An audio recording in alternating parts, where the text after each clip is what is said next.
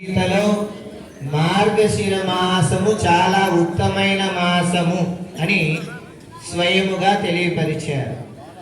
అలాగే ఆండాళ్ తల్లి కూడా మార్గలి తింగల్ మదిరిన్నాడై నీరాడు పోదిమే అంటూ చక్కటి మార్గశిర మాసం వచ్చింది, చాలా వెన్నెల బాగుంది అని పరమాత్ముని సేవించుకునే సమయము మనకు ఆసన్నమైనది అంటూ ఆ ఆండాళ్ తల్లి గోష్ఠి గానం చేశారు. ఈ మార్గశిర మాసములోనే సూర్యుడు ధనుసు రాశిలో ప్రవేశించిన దగ్గర నుండి ఆ మాసాన్ని ధనుర్మాసము అని చెప్తారు. ద్రావిడులందరూ సూర్య ప్రవేశాన్ని రాశిలోకి ప్రవేశించడాన్ని ఏదైతే ఉందో దాని ఆధారంగా తీసుకొని సౌరమానాన్ని అనుసరిస్తారు. అలాగే కర్ణాటక ప్రాంతాల వారందరూ చాంద్రమానాన్ని అనుసరిస్తారు.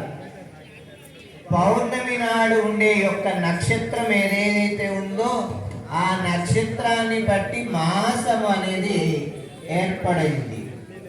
ఈ మృగశిర నక్షత్రం వచ్చినప్పుడు అది మార్గశిర మాసము, మఖా నక్షత్రం వచ్చినప్పుడు మాఘ మాసము, అలాగే ఉత్తర పాల్గొని పూర్వ పాల్గొని నక్షత్రం వచ్చినప్పుడు పాల్గొన మాసము, చిత్తా నక్షత్రం వచ్చినప్పుడు చైత్ర మాసము. మూలాన విశేషమైన ఫలం లభిస్తుంది. అందుకనే ఈ మాసంలో పరమాత్ముడు చక్కటి అనుగ్రహం, అలాగే సుబ్రహ్మణ్యేశ్వర స్వామి కూడా ఆవిర్భవించినది ఈ మార్గశిర మాసం.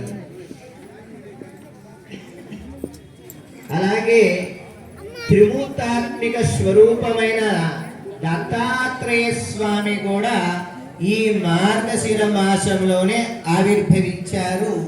అత్రి అనసూయ అనే దంపతులు ఇద్దరికి త్రిమూర్తులే పుత్రుడుగా లభించారు.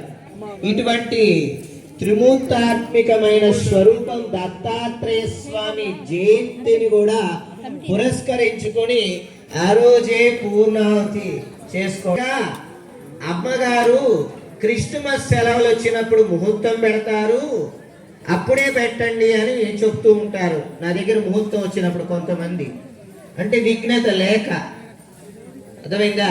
అమ్మగారు ఎందుకు ఈ మార్గశిర మాసంలోనే ఈ త్రిమూర్తులు యజ్ఞం చేయాలి అని సంకల్పం ఎందుకు చేశారంటే ఈ త్రిమూర్తులు మార్గశిర మాసంలోనే జన్మించారు కాబట్టి.